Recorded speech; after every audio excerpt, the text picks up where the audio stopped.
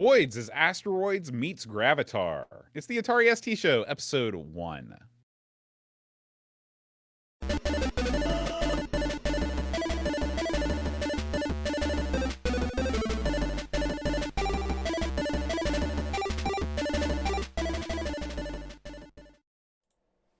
Hi, everybody. Welcome to the Atari ST Show. I'm John. And I'm Aaron. And today, Aaron, we're going to be talking about Oids. But before we talk about Oids, Aaron, we should probably talk about what we're doing here. The old Atari ST Show. You knew it had to happen sooner or later. You know, we started doing a podcast, Aaron, about the Amiga. Do you remember what year it was? I don't. I know 1946, something like that. I don't know, man. 2015, almost 7 years ago, Aaron. Yeah. And, we figured it was time to do a show about a real 16-bit computer. I'll listen to you. No, listen. Actually, to tell you the truth, I've always been curious about the Atari ST. It was never a machine that I grew up with, but unlike the Amiga, I definitely heard about the ST because I had an Atari 8-bit, and it slowly but surely took over my beloved Antic magazine, one article at a time, replacing the 8-bit coverage I cared about with the 16-bit news and reviews that I cared not about, because I knew I wasn't getting an ST anytime soon. Until eventually Antic magazine was renamed Start with a capital ST in June of 1990. You know, I always hated that as a kid. Did that ever happen to you, Aaron? Did you ever have a magazine that slowly but surely morphed into something else? If it was a tech magazine or whatever, maybe it was just like reading about stuff that you didn't have. Did that ever anger you? It did. It did anger me all the time, especially with, like, I used to get the CoCo programs occasionally that had some in compute, but they had so few in there, and the CoCo got such limited coverage in the old magazines. Unless you had a CoCo, one of the few CoCo magazines, you were boned. And I can imagine what it'd feel like to see your machine slowly giving way to something better. That's always the worst. You never knew anyone back in the day that owned an Atari ST? No. How about you? Do you have any childhood memories of the ST? Well, I wasn't out when I was a child, but the same guy that had Amigas had an ST. He was the first guy I saw that had one, and he was a music guy, which is why he had the Amigas, and he used them both. But it's funny, I didn't see him use the ST all that much, and of course we played games on his Amigas. We didn't play any games on the ST. So, with the exception of the few times that myself and the Brent over at ARG Presents have delved into the ST on that show, I feel like I'm coming into this show sort of like you did when we started the Amigos. Like, I really don't have a whole lot of frame of reference for the ST. I've not really touched on its library except by, in comparison to Amiga or other computers in terms of the games that we played on those shows. So, I mean, I really don't have any idea what to expect. I know there's a heated rivalry between the ST crowd and the Amiga crowd. Now, and if anyone knows me and Boat, we literally walk seamlessly from machine to machine. I have no biases. I have no personal gripes or anything. I'm anxious to see what things got to offer, Boat. Yeah. So we should spell this out right at the beginning, Aaron. The Atari ST Show is going to be 100% about games. You and me are both big gamers, and we are emphatically not hardware guys. No.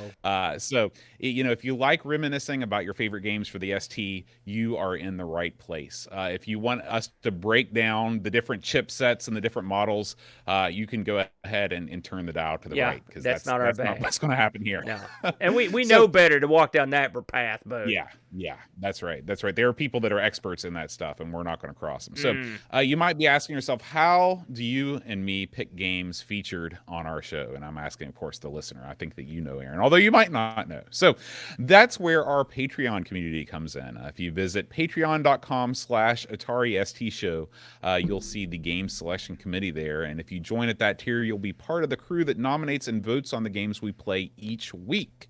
But that's not all. Being part of the game selection committee also gives you nominating and voting privileges for all of the other shows that Aaron and I do together, which is Amigos, Everything Amiga, our Sinclair, an American take on the ZX Spectrum, the CoCo Show, all about the TRS-80 Tandy color computer. So you're getting a lot of bang for your buck. And one thing that I think is actually really cool about the games we're going to play on the ST Show is that they're all going to be ST exclusive. And by that, I mean they're games that didn't appear on the Amiga. So that's probably not the best use of the word exclusive, but it just means that we're not going to cover games that also appeared on the Amiga, at least at first. They did appear in some cases on other platforms. That way, we're hopefully going to uncover some gems and avoid the sort of ST versus Amiga debate for the most part, except for the weeks where we have the Amiga versus ST battle category. So each week's game will come from one of the following rotating categories. We're going to have sports or racing, adventure or RPG, puzzle or strategy, arcade port or clone, platform or shooter, and then finally the Amiga versus ST battle. So anyway, that's the show in a nutshell. We appreciate you listening if you're tuning in to the ST Show for the first time and giving us a chance. And we'd like to give an extra special shout out to ST Show Game Selection Committee member Dave Velociraptor, who signed on before we recorded our first show and helped us select this first game, Oids. So, Aaron, let's get right down to it. Let's talk about Oids. Sounds like something you could get a lotion for, Boat. I'm trying to get used to saying the word Oids. Yeah, it's tough, isn't it? Without him in front of it. Oids was released way back in 1988, Aaron, and it was programmed by Dan Hewitt. As far as I know, Oids was the only game that Dan Hewitt ever released. I'm always kind of surprised at these one-and-done games, but I guess sometimes programming is such a massive undertaking that if you don't see the kind of financial reward that you think you deserve, I can see how it would be easy to jump ship from the games industry and just work somewhere else in the software industry where I'm sure in most cases you can make a lot more money. Oids was released by FTL Games. FTL Games was headquartered in San Diego in California, and they published just a slew of AAA titles. Get ready for this list, Aaron. All right. You've got Oids, of course. You've got Sundog. Sundog, one of the most famous space trading games of the era. Yeah. But, of course, the big dog was Dungeon Master. Yes. Dungeon Master. Aaron, I know that you know that I have a particular loathing for dungeon crawlers, but I've got to give credit where credit's due. And Dungeon Master was, I mean, it was probably the finest line of games in that genre for many a year. So anyway, the only other credit I could find for this game was the cover art. It was drawn by David Darrow, who designed a couple of other pieces of box art for FTL's games. Aaron, any thoughts on the cover art for this game? It looked okay. Like I don't remember anything standing out particularly. I think the logo is pretty slick. You know, there's we like that. I like that stylized like lettering thing. You know, and when they make it memorable. And when this game opens up, right away you get that kind of bouncing eye thing that they do, and it's pretty stylized and neat. I kind of like what they did there. Yeah, you've got it's sort of pre-rendered. It's a pre-rendered like 3D font. Yeah, and it's animated. So yeah, the title screen is cool. But let's talk about what Oids actually is.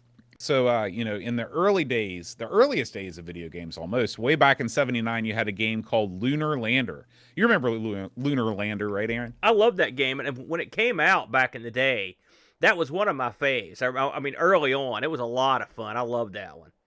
Yeah. You use your thruster to fight gravity. You land your lunar lander module on the surface of the moon at different locations to get points.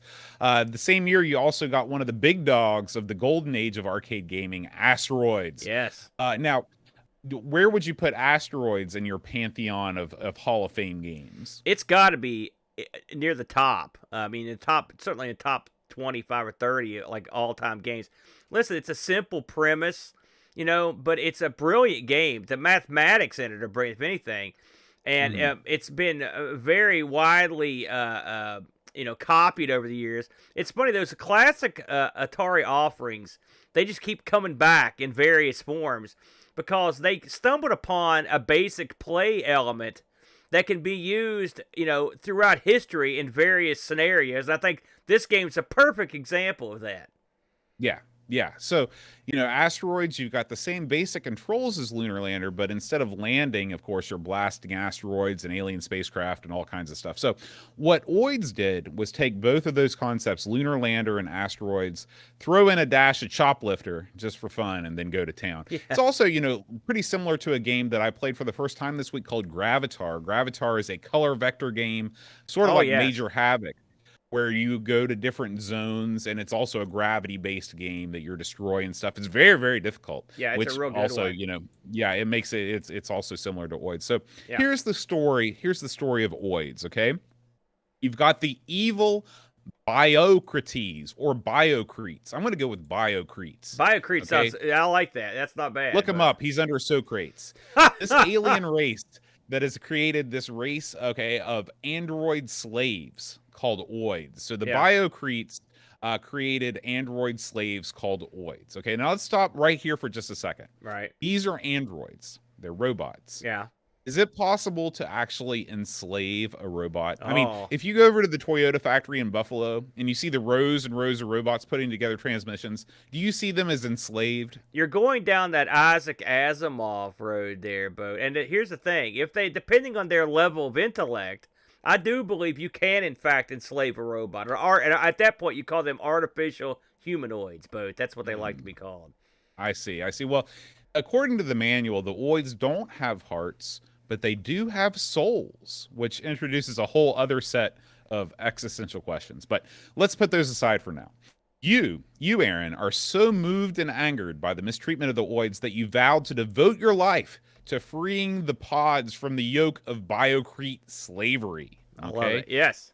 You joined the intergalactic organization Save Oids, creatively named, and through your courage and passion, quickly rose through the ranks to V-Wing Pilot Commander. So in this game, you're piloting one of the V-Wings, and it's your job to go and save the Oids.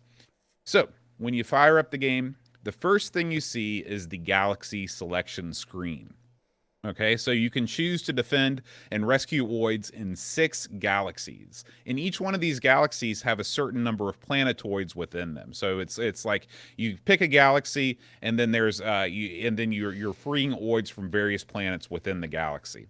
I think, but I wasn't able to confirm this, that they're named for their difficulty. I don't know if you noticed this, but like there's a galaxy called Nubeculoid and Intermedia. And I figured, well, maybe like Nubeculoid, that's like the newbie galaxy. Yeah. Intermediate might be like. Did you see that? Did you notice that? At all? I saw those names, but it never occurred to me. You're probably right. That's very clever. Yeah. So anyway, you choose one of the galaxies. You get a little first-person cutscene of your ship warping out of the galaxy. It looked Rescue and Fractalus like when you're in that ship. It's very much yeah. like Rescue on Fractalus, right? And then you get a short cutscene of your mothership dropping your ship off, and away you go. Now, Aaron, I've kind of set the stage here for what's going on. What were your first impressions of Oids? Well, I did, like I said, I really liked the opening logo. I have to say, I didn't look the backstory up for this, but I kind of think that's cool. You're sort of a futuristic activist. Yeah, William Wilberforce of the future. It's kind of neat, though. I mean, that's Absolutely. that's a kind of a clever thing to do. When you're in your ship, they didn't have to add that little cutscene, but they did. I love the little touches like that because it gives the game more flavor. And I like what they did there when it shows you in your ship and you're heading to the planet. I like the UFO that drops you. That's cool. Again, that's not something they had to do, but I like it. And my first impressions when I saw the game, once I understood what was going on, it's an interesting slant. There's a lot of outlines without color fill, but it kind of gives the game a shadowy, almost feeling to it, like you're in space because it's it's dark in space, and so I like the look of the game. And so right away I could tell that, you could tell instantly, just even the logo screen, that someone actually cared about the product they were putting together and put some extra time in it. So my initial impressions were pretty high. Yeah. Now, let's talk a little bit more about how the ship controls. So if you played Asteroids on the Atari 2600 or the 7800, you'll feel right at home on Oids. Your stick rotates you left and right. You press up to thrust, and you press down to turn your shield on or off. You do have to utilize the keyboard to some extent. You have to use the space bar to recharge your shield once it's depleted. If you hit the fire button, it fires your normal bullets, and these normal bullets are known as nuclear pellets. Oh yeah! And if you double click your fire button, you fire something called a Nova bomb, a Chevy Nova bomb, which is just a more powerful version of your nuclear Every pellet. Chevy Nova was a bomb. I can tell you that right now because I owned one. Yeah. So you've also got to deal with fuel in this game. So you're constantly looking around the screen, seeing how much shield you've got left, how much fuel you've got left. You constantly lose fuel in the game, and as you might suspect, and it costs you fuel to replenish your shields. So there's two ways that you can pick up more fuel. You can either pick up a full load of Oids, which is 8, and then you can dock in your ship and refuel, or you can land beside one of these fuel depots, which are like, they belong to the alien race, to the Biocretes, okay?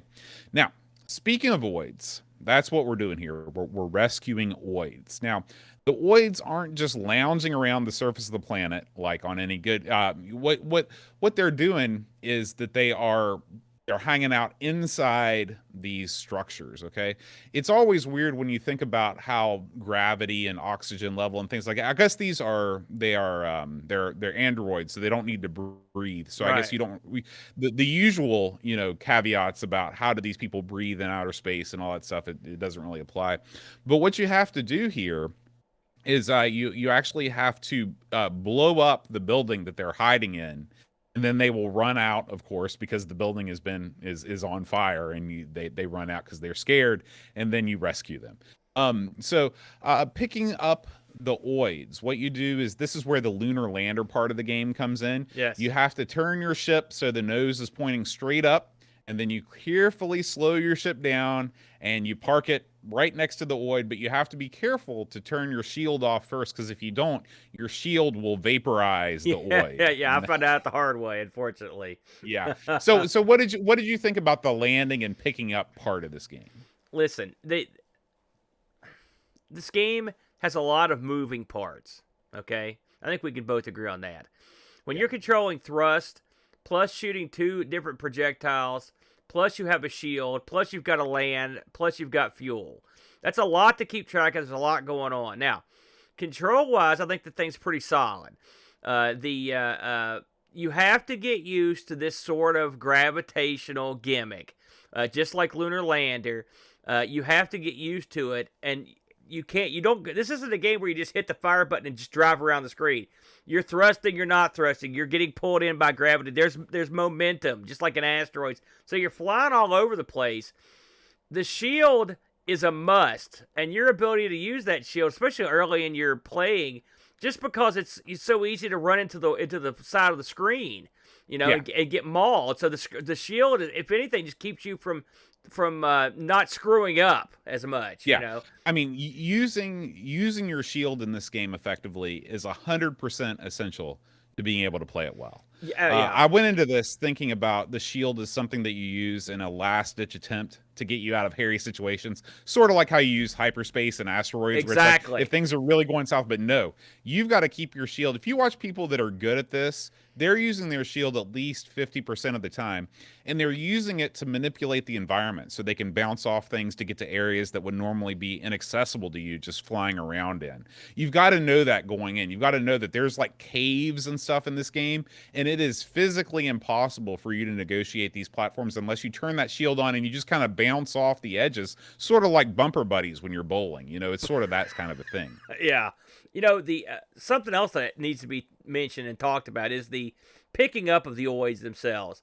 You mentioned that this had something in common with Chop Lifter, and I will say the guys in this look great. Like, I mean, they're teeny tiny, but they are emotive. They'll put one arm up. They're you can see them moving around. They look like real little guys as they run around. And it's almost always feel bad when I go to pick up a big load of them, because there's a 98% chance that we're all going to die in a fiery That's the problem with this activist. You know, if you're going to be an activist and rescue these guys and liberate them, you better make sure you can get them out of there because there's every possibility they're going to die horribly. But Right, it is right. cool, and sort of like Sensible Soccer, since we first saw that or Lemmings, where they take these little tiny guys and they actually give them a lot of personality. And I like the element. I mean, that really is the game, is loading these guys up. I mean, and the thing is, they could have not. We've played games, many games. Me and the Brit have played tons of ARG where it's a lot like this game, but without that rescue element. That really makes it fun. Yeah. And making those guys fun to rescue is an added bonus. Then you have to sort of dock with your ship to unload them. I like that. You know, Choplifter is a really hard game, and this has a similar sort of difficulty in a similar way because you'll be rescuing these guys, and you better make sure you've wiped everything out that's anywhere near you, or you'll get mauled. This isn't the kind Right. of game where you can land under fire and hope it works out.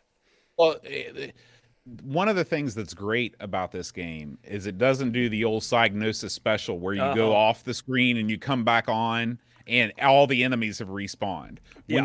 When you knock something out, even if you die, it's going to be gone for the rest of the game, which is great. It's great because the real enemies in this game are not well, they are the ships. The ships, they do come after you and they do kill you, but the real enemies I found are the gravity wells. The gravity wells either push you or they pull you immediately towards destruction. Yeah, I mean, and they're that's tough to handle too, especially when you're new at the game. right. What I really would have liked is just an extremely easy level, like a tutorial level with no gravity wells, where you're just getting used to flying with the normal gravity. You've got a limited number of enemies to shoot, and you're just getting used to landing your ship, picking up oids, and docking. So, Yeah. we should talk about when you pick up the 8 oids. Your mothership will appear. Somehow your mothership knows that you've picked up 8 oids, and you can reboard it. You essentially fly into the bottom of it. Actually, I think if you position you basically you position yourself underneath it, and it kind of picks you back up in there, Right. and you move on. And if you've picked up, two things happen: you either refuel, you drop off the oids, or if you've picked up all the oids on the planet, then you just get whisked off to the next planetoid. Right. You can see this visually on the HUD, which I think is really good and giving you the information that you need and staying out of the way. So when you pick up 8 oids, they start waving, which is great. You can proceed, and then you go back up to the top of the screen. For each 8 oids you rescue, you also earn a bonus ship, so that's good. This is definitely a game you play for score.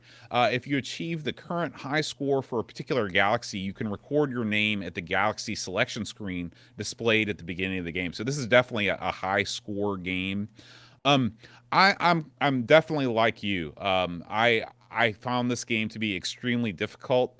Unlike Asteroids, this game seems to be really hard from Jump Street. It's a lot like Gravitar. It does not hold your hand at all either. Everything is out for you. Everything is trying to kill you except for the trees in this game. The trees are the only benign objects that there are.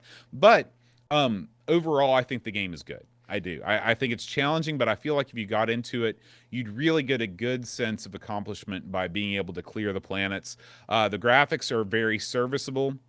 I wouldn't call them the greatest, but it looks like a 16-bit game. It doesn't look like an 8-bit game. And like you said, having the outline of the rocky features, it does give you the sense of the darkness of space, which is cool. Yeah. And unfortunately, I fear that we may be running into one of my personal bugaboos, just like with the Amiga. There's a distinct lack of in-game music here. Now, I know we're just on episode 1, so hopefully I'll be proven wrong and games in the future will feature more than just sound effects. But I would have liked to have a little tune, something going on here to break up the monotony of just the sound effects. So, Aaron, you have any closing thoughts on Oids? Well, I don't know how far you got into your, like how many levels in you got. And I wasn't able to personally get, I think I got to the third stage. But I did watch, I watched Sanction stream this yesterday. I was watching his show got to see someone get real far into it. And I will say, one thing that this game does have, it's a lot of fun to watch. And it's a lot, because you're panicking the whole time, because it's such a hard game, but that gives you the ability to make those last-second saves, to turn your shield on. There's a real element of excitement that the game gives you. And I think this is actually sort of I'd never heard of it, if I'm honest.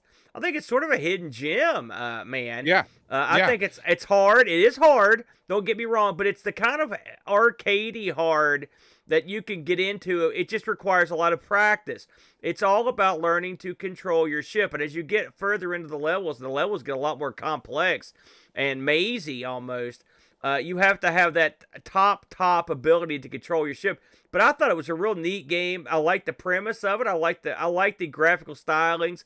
Like you said, I would go a step above serviceable, just because I think they were more stylized than serviceable. Because if you filled all those rocks in it, I liked what they did. They kept it blank, and I think it was a good choice. I'd like the sound. Well, I think also at the same time, you don't want to introduce a whole lot of distraction, because this is a game that does require a high degree of concentration, where you need to be focused in on your ship and the immediate environs, because there's a lot of stuff coming at you. So I can understand it for sure. Yeah. Oids did appear on a couple other platforms. It got a Macintosh release in 1990. So just a couple years after. And Aaron, I literally spent probably 5 or 6 times more time trying to get this thing to run on the Macintosh than I did actually playing Oids on the Atari ST. Yeah. I tried everything. I tried to get it going through the JavaScript Mac emulator. I have a blue and white G3 Mac that I thought would run it. I couldn't get it to run on that. I couldn't get it to run on your Mac, the Mac that you let me borrow, which technically is right in the wheelhouse, that early PowerPC Mac. So I challenge you, listeners, if you feel froggy and you want a hardware challenge, try and get Oids up and running in 16 color mode, because it only runs in 2 colors or 16 colors, which is part of the problem. It won't run in 256 color mode for some reason on the Mac. It is a real challenge. But this game also got a release as an Amiga port, but since that was a much later release, it came out just a couple years ago, it still falls under the rules for the show here. Yeah. And I really, having looked at them both, you're okay with the ST version, if I'm honest.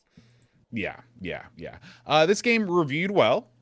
ACE, which stands for, we got some new magazines to talk about here, Aaron, since we're on a new platform. ACE stands for Advanced Computer Entertainment. This was a mag out of the UK. Fancy. It gave it 969 out of 1,000. Out of 1,000. Wow, that really got in there. Yeah. ST Format put it at number 23 in the top 50 Atari ST games of all time. And check this out, Aaron. Retro Gamer, that modern UK magazine, did a readers poll, and Oids ranked, get this, number 83 in the best games of all time list. Yeah. Is this game going in your top 100, Aaron? Well, I'm still got to get a little more intimate with it, you know what I mean, to get in there. But I mean, I do. These are the kind of games I like. Arcade action, not super complicated, but they did. This is not a game you could have released in the arcades, because there's too much depth. If I'm honest, and that's what makes it a great home computer game, because you need that little added depth. So they just kept the arcade side of it and added the depth to make it something you can play over and over at home. So yeah, I can get into it, man. Yeah, absolutely. We did get some Discord reviews. One of the perks of being a part of our Discord community, which you get by supporting the Atari ST Show, as well as any of the other shows on the network, you can leave us a review, which we will read on the air. So the first review comes from Pajako6502. He says, I like Lunar Lander, Gravitar, and Asteroids, so Oids seemed right in my wheelhouse. It's a game where you fight against gravity, aliens, and not filling the swear jar. A tough game to start with, but one where you make improvement quickly. Being only able to shoot and fly in 8 directions, unlike Asteroids, adds another layer of challenge to the game, meaning sometimes you'll be fiddling to line up shots to shoot enemy ground targets. That's very true. Yes. Dying and getting back into the action was a little too slow. Sitting through the mothership intro after each life was vexing after a while. We didn't mention that, Aaron, but I found that to be extremely annoying. Did you? Yeah, you did. And also, while you're in the middle of that, he did bring up a point that we didn't mention we should.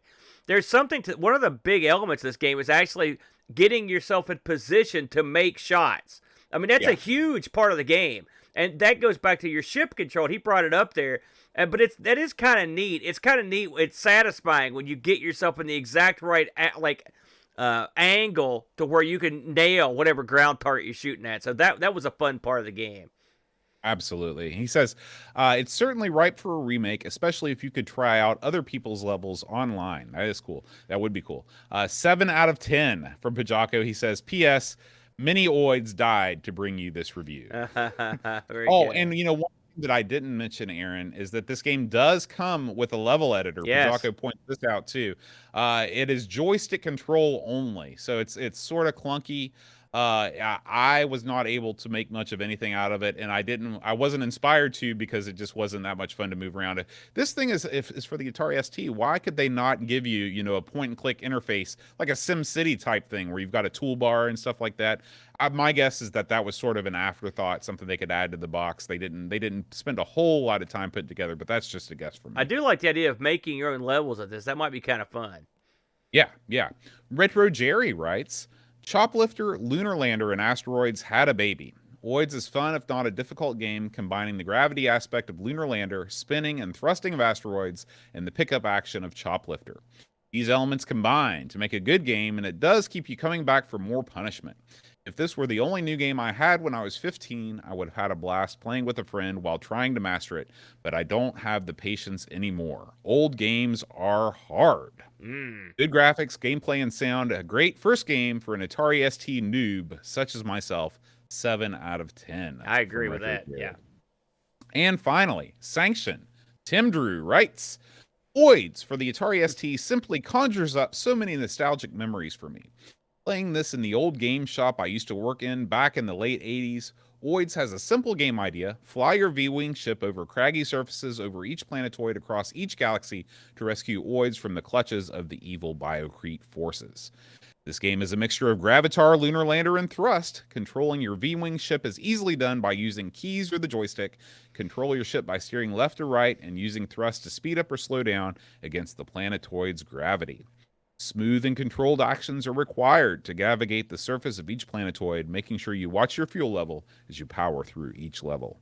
To rescue the Oids, you must search for the Biocrete factories that have imprisoned them, and once you have 8 Oids aboard your ship, you must return to the start of the planetoid to drop off and complete the level. Along the way, you're faced with ground objects that can launch missiles, fighters, and can repel you as you get closer. This is a classic, charming lander shooter collect-em-up with simple but effective graphics, tons of great gameplay, with a very sharp difficulty curve for inexperienced pilots. Be brave and get out there and save some Oids. Highly recommended ST title and a brilliant start to the ST Show, gents. Free the Oids! 9 out of 10. Very good. Very good.